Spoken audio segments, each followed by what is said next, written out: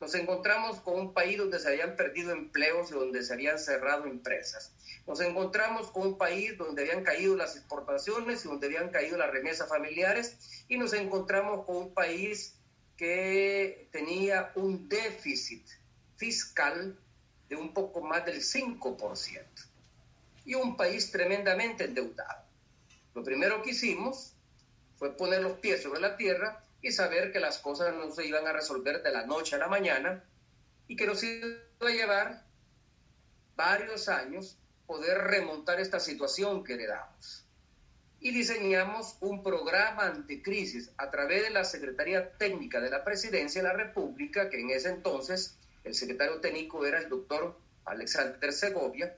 Diseñamos, junto con el Gabinete Económico, un programa anticrisis que buscaba dos objetivos fundamentalmente: recuperar el crecimiento de la economía que se había perdido en años anteriores, lo que logramos. Al año siguiente, ya para el 2010, la tasa de crecimiento andaba por un poco menos del 1%, y en los años siguientes mantuvimos una tasa que oscilaba entre el 1,5% y 2% de la economía. Además de eso, buscamos recuperar los niveles de inversión extranjera que se habían perdido. Y lo más importante, proteger a la población más vulnerable del país. En una crisis, los que resultan más afectados, además de los empresarios, por supuesto, los que resultan más afectados son los pobres. Los pobres en nuestro país fueron los más afectados por la crisis del 2008 que heredamos en el 2009. Y entonces diseñamos una serie de programas sociales que permitieran superar las vulnerabilidades estructurales heredadas de gobiernos anteriores, de 20 años de gobierno de Arena, que no le apostaron a la política social, que consideraban la política social como una especie de política asistencialista.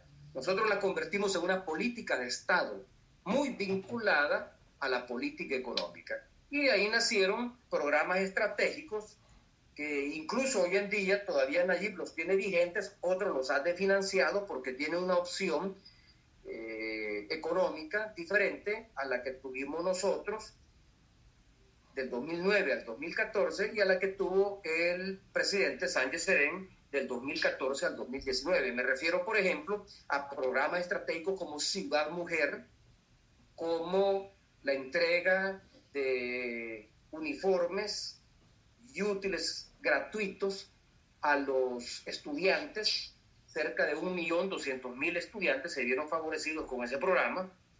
El programa también de las pensiones para adultos mayores que, por haber trabajado en el sector informal de la economía, no tendrían derecho a una pensión ni del Seguro Social ni de las administradoras privadas del Fondo de Pensiones. Y entonces diseñamos ese programa. El programa de comunidades solidarias, el programa también de agricultura familiar, el programa de apoyo a los pequeños y medianos empresarios, el programa de subsidios focalizados fundamentalmente al gas licuado, al agua y a la energía eléctrica, que favorecieron a más de 1 millón de familias salvadoreñas.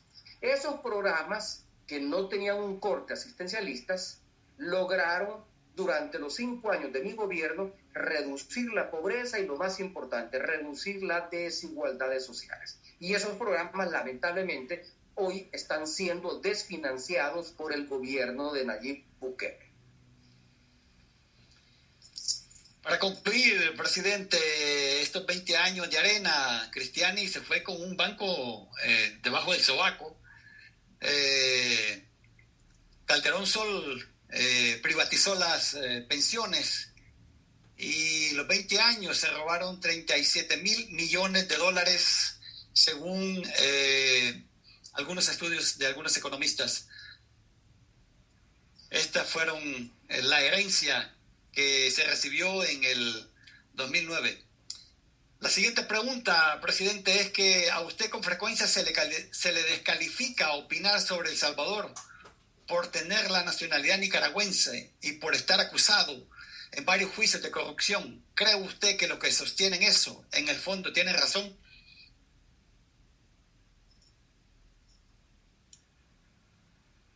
No, yo no creo que tengan razón. En primer lugar, yo decidí buscar la protección jurídica del gobierno de Nicaragua porque luego que terminó mi mandato presidencial veía venir, y como efectivamente ocurrió, un proceso de persecución política revestido de acusación penal. ¿A qué me refiero? De unos años para acá, muchos líderes latinoamericanos, muchos expresidentes de izquierda, como el caso del presidente Lula en Brasil, el expresidente Rafael Correa en Ecuador, el expresidente Evo Morales en Bolivia, la expresidenta Cristina Kirchner en Argentina, este servidor en El Salvador y otros dirigentes de izquierda también en El Salvador, como para el caso del expresidente de la Asamblea Legislativa y expresidente de Provesa, Sigfrido Reyes, que tiene o que guarda un asilo político en México. A muchos de nosotros se nos han construido casos arbitrarios por parte del sistema de justicia penal en El Salvador y particularmente por parte de la Fiscalía General de la República.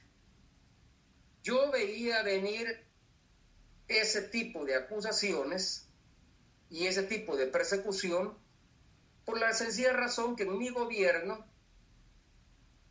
cometí lo que para la oligarquía salvadoreña constituye un anatema, y es que senté en el banquillo de los acusados a ex funcionarios de Arena y miembros de la oligarquía salvadoreña con el caso CEL-ENEL.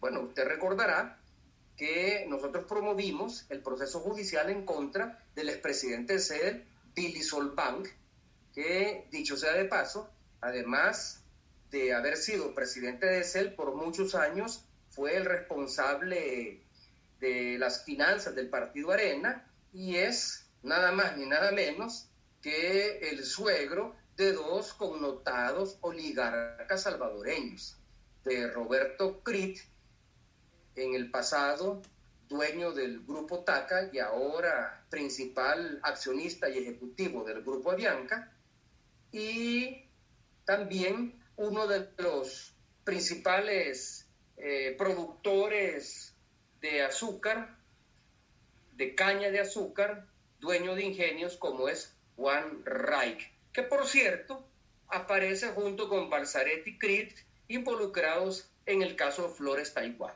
Eso no lo perdonó la derecha salvadoreña.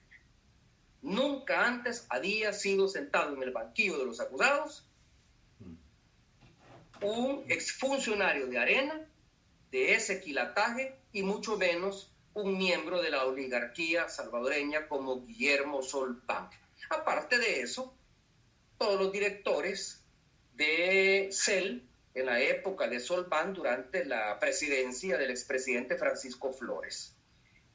El caso no lo ganó la Fiscalía General de la República porque la misma Fiscalía General de la República, financiada por esta oligarquía, construyó la salida, cambió la tipificación del delito y al cambiar la tipificación del delito por el cual estaban siendo procesados, el juez no tuvo más que sobreseerlos porque ese delito nuevo que se les estaba imputando ya había vencido en tiempo. Es decir, la acción penal se había extinguido.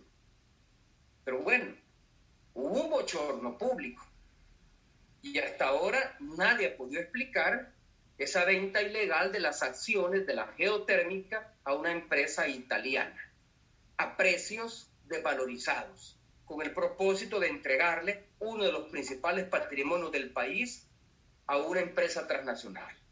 Y ya no digamos el caso del expresidente Flores con los fondos que fueron desviados de la cooperación taiwanesa que iban destinados a atender a las víctimas del terremoto y que en su lugar fueron a parar a bolsillos privados y a la campaña del Partido Arena para las elecciones del 2004. Esos hechos la oligarquía no me los perdona. Además no les permitía hacer negocios con el Estado como estaban acostumbrados. Durante 20 años la oligarquía salvadoreña mamó, literalmente hablando, mamó de las finanzas públicas. Hizo negocios con el Estado. Bueno, usted ya lo dijo. El expresidente Cristiani se llevó bajo el brazo un banco, y no solo él.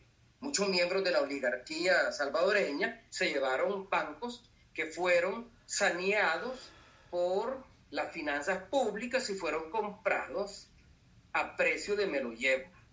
El expresidente Calderón Sol privatizó el sistema de pensiones y ve ahora el estado deplorable en que se encuentra el sistema de las administradoras de fondos de pensiones, donde se conoce que tanto la AFP Crecer como la otra AFP, la otra administradora de fondos de pensiones, está quebrada financieramente y no pueden pagar las pensiones por más decretos que puede emitir la Asamblea Legislativa para el adelanto de un 50% de los ahorros previsionales que tienen los salvadoreños.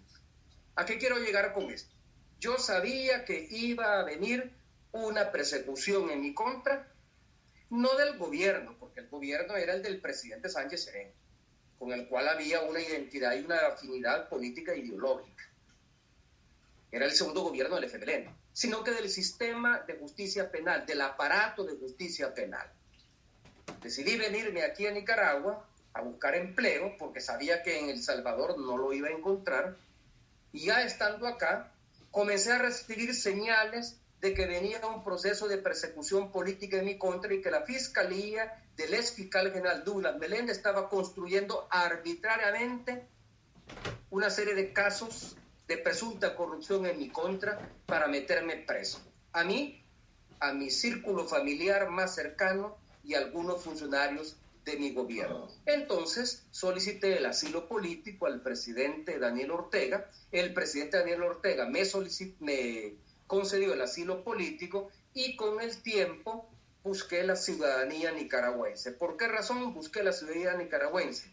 Bueno, no solo por la hospitalidad que me ha dado el pueblo nicaragüense, no solo por el respaldo político y jurídico que tengo del gobierno de Nicaragua, sino que también porque, de acuerdo a la Constitución de la República Nicaragüense, los ciudadanos nicaragüenses, ya sean los ciudadanos por nacimiento o por naturalización, no pueden ser extraditables. Por eso es que todos esos intentos de la Fiscalía, a través de los tribunales de justicia y la Corte Suprema de Justicia, por decretar órdenes de detención, porque el sistema de Interpol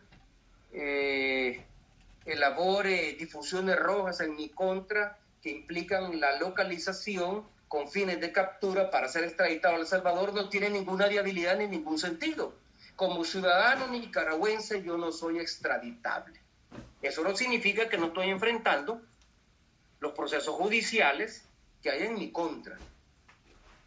Con mucho esfuerzo yo he tenido que nombrar 2 abogados defensores que están viendo los diferentes procesos judiciales que están en mi contra y ahí vamos avanzando. Hasta la fecha, después de más de 2 años de investigación de la Fiscalía, no han podido demostrar nada en mi contra, no tienen pruebas sustentables, se basan únicamente en declaraciones de testigos criteriados, no hay ningún documento, ninguna transferencia bancaria, ningún registro de bienes míos que hayan sido adquiridos o de dineros que hayan sido adquiridos con fondos públicos. El caso se les va a caer finalmente porque no han podido demostrar que yo haya cometido peculado o que haya cometido lavado de dinero y que haya desviado recursos para favorecerme a mí, a mi familia o a terceros.